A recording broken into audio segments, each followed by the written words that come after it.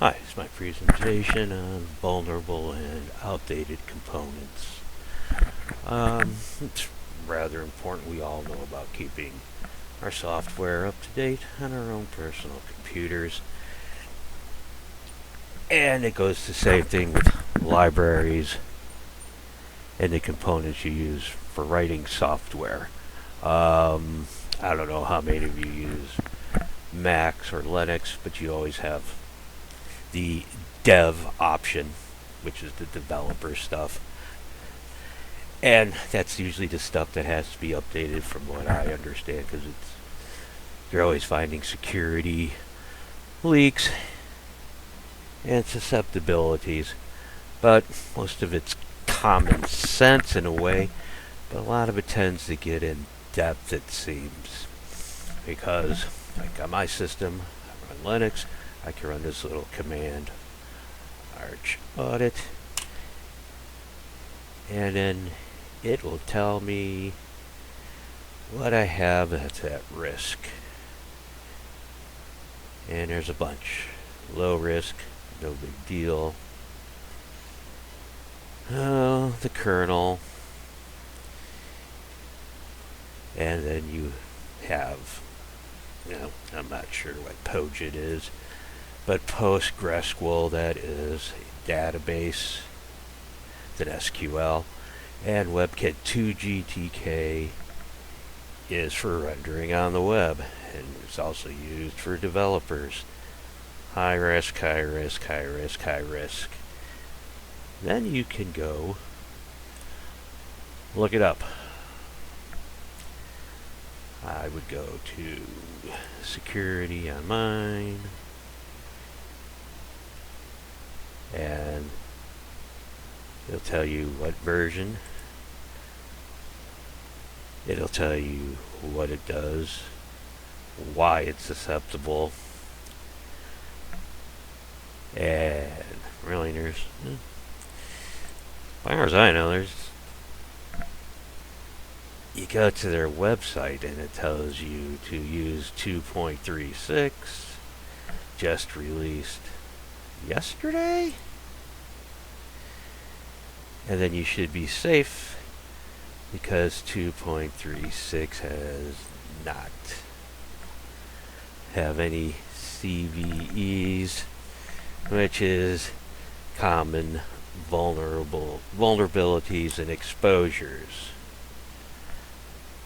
And that has moved up from number 9 on their list here at OWASP to number 6. And they have some preventions that everyone should be doing.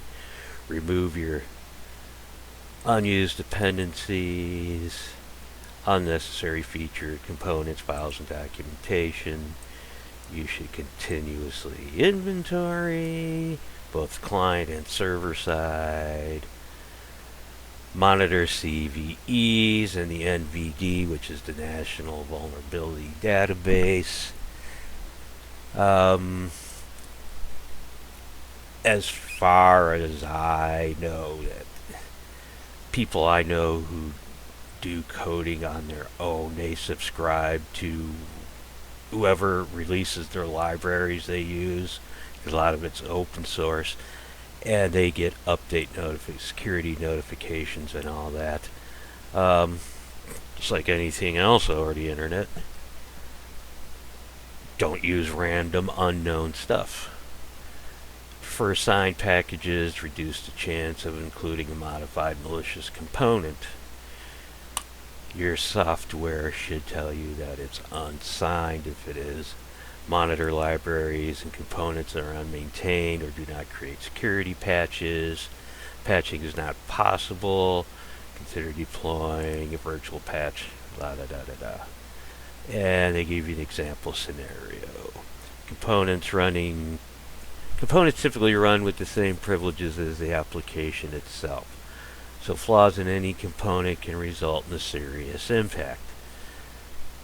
Such flaws could be accidental, bad coding, coding errors intentional, backdoors. Some exploitable component vulnerabilities discovered are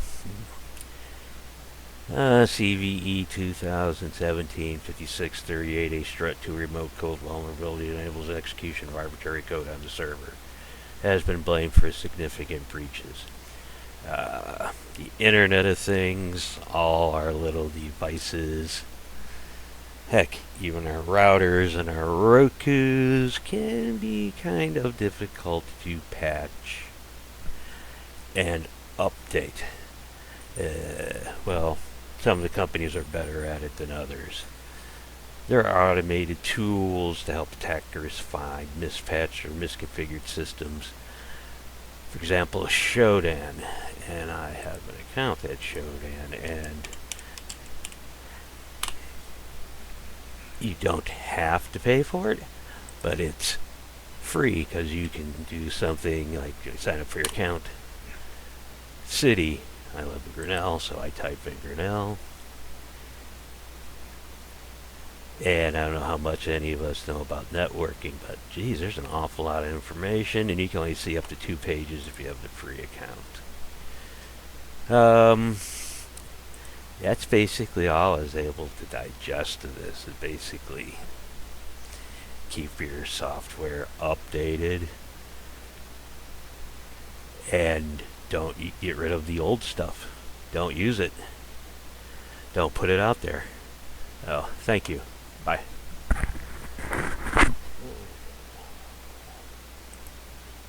minutes.